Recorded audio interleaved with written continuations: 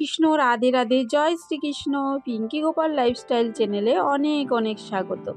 আশা করি তোমরা সবাই ভালো আছো এবং সুস্থ আছো। বন্ধুরা, সামনে আসতে চলেছে শিবরাত্রি, আর এই শিবরাত্রি পুজোর সাথে সাথে আমাদেরকে শিবরাত্রি ব্রত কথা অবশ্যই পড়তে হবে। আর এই উপোসের দিনে সারা রাত জেগে শিবরাত্রির ব্রত পালন করতে হবে। এক সময়ে কৈলাসে শিব ও দুর্গা কথা বলাবলি করছিলেন। সেই সময় মা দুর্গা শিবকে জানাতে চাইলেন যে এমন কি উপায় আছে যা পালন করলে তিনি সন্তুষ্ট হবেন, কারণ তিনি ত্রিগুণাত্রী, তার স্থান সকলের উপরে। তিনি অর্থ, কাম, মোক্ষ, ধর্ম সব কিছুই ফলদানের অধিকারী। তিনি সন্তুষ্ট হলে জগৎ সন্তুষ্টি। তাই তার সন্তুষ্টির উপায় কি? পার্বতী জানাতে চাইলেন মহাদেবকে যে সে কিসে তিনি সবচেয়ে খুশি। মহাদেব উত্তরে বললেন যে ধূপ, ধুনা, ফুল ইত্যাদি তিনি যতটা না খুশি হন তার চেয়ে অনেক বেশি খুশি হন যে ব্যক্তির উপর ফাল্গুন মাসের কৃষ্ণপক্ষে চতুর্দশী তিথিতে ঘোর অন্ধকারে রাত অর্থাৎ শিবরাত্রির দিন উপোস থেকে ও তাকে পুজো দেয়। শিবরাত্রির নিয়ম কানুন সম্পর্কে মা পার্বতী মহাদেবকে জানাতে চাইলেন। তিনি বললেন যে শিবরাত্রি আগের দিন শুদ্ধাচারে হবিষ্যন্ন করে থাকতে হয় ও রাতে শিবের নাম করে শুতে হয়। পরের দিন সকালে উঠে নিত্যকর্ম সারার পর বিল্বপত্র চয়ন করতে হয়। বিল্বপত্রে মহাদেব তুষ্ট হন।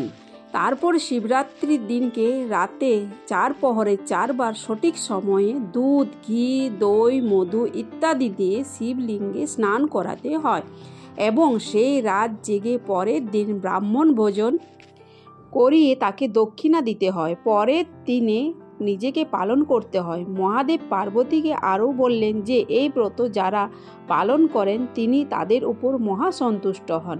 তিনি বললেন এই ব্রতর মাহাত্ম্য গণপতি শশাগরাধ্বনির অধিপতি হয়ে অধ্যপত্য লাভ করেছিলেন। তারপর মহাদেব পার্বতীর কাছে এই শিবরাত্রির ব্রত মাহাত্ম্য বর্ণনা করতে লাগলেন এবং পার্বতীকে তা মন দিয়ে শুনতে বললেন। দীর্ঘদিন আগে বানারসিতে একজন ব্যাস বাস করত। এই ব্যাধটির আচার ব্যবহার ছিল একেবারে নিষ্ঠুর প্রকৃতি।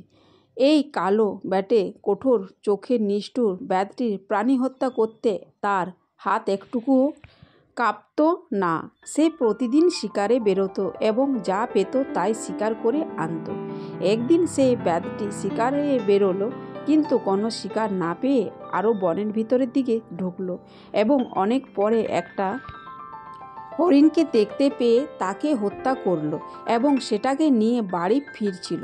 গভীর বন থেকে বেরোতে বেরোতে অন্ধকার হয়ে গেল। সেই দিনটি ছিল ফাল্গুন মাস কৃষ্ণ চতুর্দশীর দিন।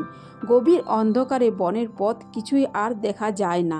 তাই সে দিন তার আর বাড়ি ফেরা হলো না। সে অন্যান্য জন্তু জানোয়ারের ভয়ে আতঙ্কিত হয়ে উঠল এবং সে একটা বেল গাছের উপর উঠে মরা হরিণটিকে গাছের সঙ্গে বাঁধল। তারপরে নিজেকেও গাছের ডালের সঙ্গে বাঁধল যাতে না সে পড়ে যায়। এই ভয়ে সেই বেল গাছের নিচে একটা শিবলিঙ্গ ছিল।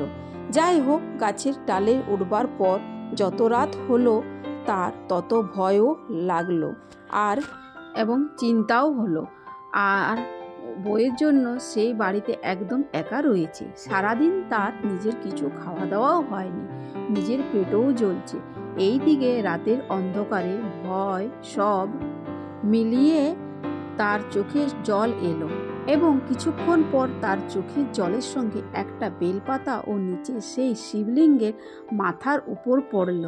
এতে তার অজান্তে তার শিব চতুর্দশীর ব্রত পালন করা হয়ে গেল।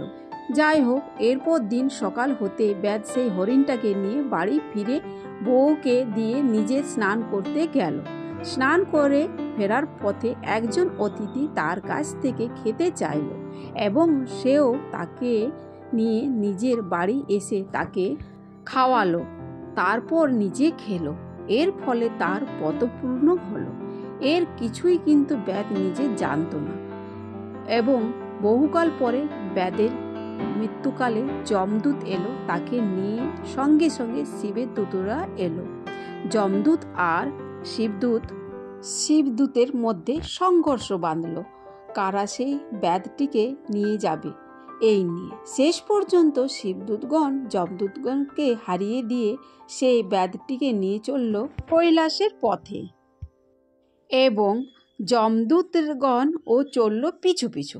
কৈলাসের দুয়ারে প্রহরী নন্দী সেই যমদূতদের থেকে শুনল ব্যাধটির কুকর্ম ও পাপের কাহিনী সকল। তারপরে নন্দী সেই যমদূতদেরকে বলল যে ব্যাধ তার অজান্তে শিব চতুর্দশীর ব্রত পালন করেছে, তার ফলে তার সব পাপ দূরীভূত হয়েছে, তাই তার স্থান কৈলাস নরক নয়। এই কথা শুনে যমদূতরা ফিরে এলো মহাদেবের কাছে। সেই শিব চতুর্দশীর মহত্ত্বর কথা শুনে পার্বতী খুবই আনন্দিত হলেন এবং সেই ব্রতের প্রশংসা করতে লাগলেন, এবং দেব ও ঋষিগণ এই ব্রত মাহাত্ম্যর কথা শোনাতে লাগলেন। এইভাবে ক্রমশ এই ব্রত মাহাত্ম্যর কথা পৃথিবীতে প্রচারিত এবং প্রসারিত হলো।